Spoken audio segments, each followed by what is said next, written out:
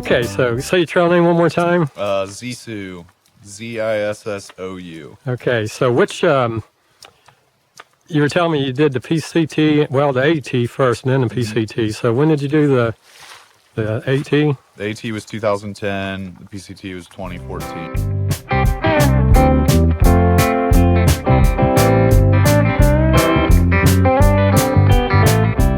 Okay, and you carried the trail name from the AT onto the PCT. I did, yep. And you're out here section hiking now.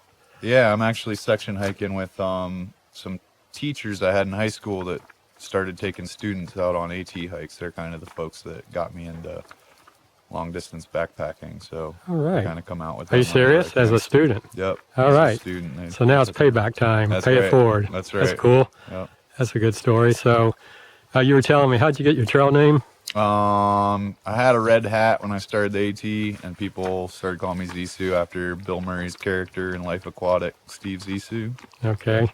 So which trail did you find to be the most difficult? Definitely the AT, for sure. Which I don't know if it's, a lot of people do say the train is actually harder on the AT, but I think also what factors in is, I was 20 years old and it's my first thru hike, and you're just not mentally, you don't have the mental strength that you do after a thru hike. So I think starting the PCT, I was already mentally, in that spot where I could hike high miles and kind of deal with it. So, I think there's several factors that made the Appalachian Trail a lot more difficult. So you knew what you were up against for the PCT. Yeah, absolutely. And we were discussing the CDT trail. Mm-hmm. And, that's, to me, looking out, from my vantage point, that's the most serious of the three, I think. Right. How do you feel about it? I'd be very excited about it. Grizzly bears do freak me out a little bit. That's something that would make me a little nervous. But as far as, a more remote trail, and I think just like the AT and the PCT, every year I think there's more and more people doing it. And but yeah, I think grizzly bears are really the only thing that really make me a little bit nervous. And I've had lots of friends that have done it and really haven't had any encounters. So okay, it's nothing that would keep me off the trail. So yeah, but just the navigational aspect of it is much more of a challenge, I understand, from what I've read. Sure. You can get lost out there. It's kind of hard to get lost on the AT. Well, you're holding my Leave No Trace sign. That's right. I was going to ask you, you up for the Leave No Trace challenge? There's a number of principles there. A guy of your experience, man, I think know a few of them. You should know a couple of them at least, I would think, right? Yeah, so I think one is you want to plan ahead and prepare, something like that. That sounds right.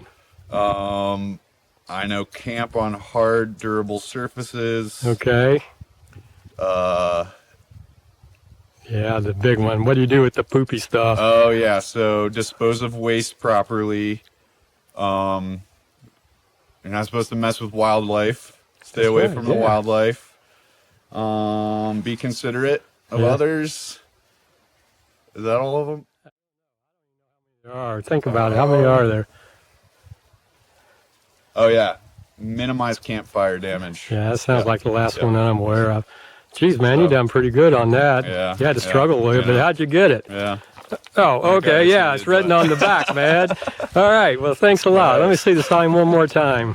Yeah, I think that's an important concept, actually. Absolutely. Yeah, you see more and more trash out here all the time, mainly the poop paper. Yeah. But the trail overall, though, is pretty clean. But it is, and it's discouraging when you walk around the shelters a lot and you see it. But it is. Yeah. Well, all right, man. Thanks a lot. That's cool. Thank you. All right. Appreciate it.